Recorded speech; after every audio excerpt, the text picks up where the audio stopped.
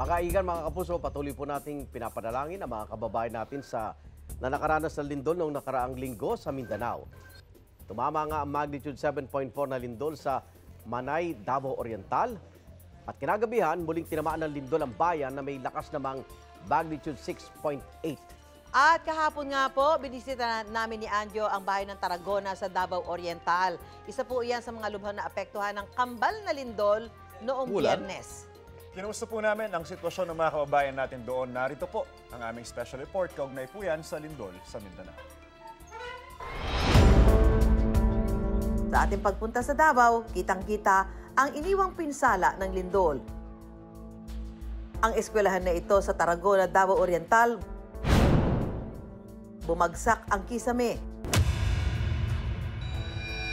Nagkabitak-bitak ang mga pader at nabasag ang mga salamin.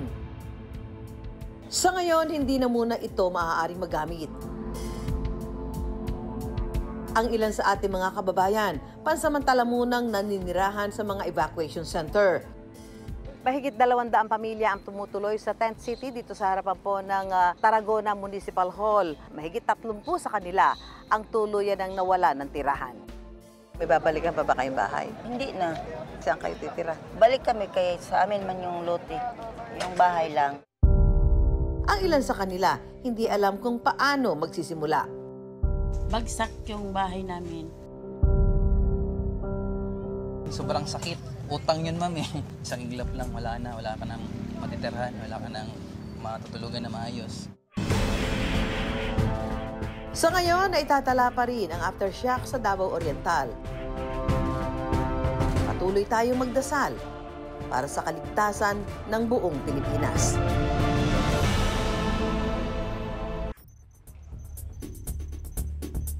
So ano iniwan nyo ron? Ang iniwan namin ay yung mga kababayan natin na nasa mga evacuation center pa, natatakot pa silang bumalik. Dahil nga may mga aftershocks pa eh, di ba? Pero ang magandang balita doon, Diigan, tsaka Mami Su, nakita naman natin gaano kaayos yung kalagayan ng mga evacuees sa ngayon. Doon sa Tarragona, at least sa Tarragona. Oo, pero talagang ang long-term na kailangan nila, long-term health, yung mga nagkaroon ng mga bitak yung mga bahay diyan. Siyempre hindi ka nababalik doon pagka may bitak. Tapos yung mga totally damaged yung bahay. May nakausap nga tayo kahapon, di ba? Wala daw siyang babalikan. Kung pwede, nag-request siya kahit sa tent city na lang doon muna siya tumira. Kasi totally napinsala yung bahay niya. Eh, nung nandun kayo, ramdamin niyo pa yung aftershock? May mga aftershock pa nung madaling araw, no, o tama nung mga madaling araw, kaya talagang hindi mo maiaalis na tuloy-tuloy pa rin yung trauma. Actually may session doon. May trauma center May sila. trauma sila doon para mailabas ng mga, lalo na yung mga nanay ang lubhang nagdadala. Nakatulog na ba kayo sa tinuluyan nyo?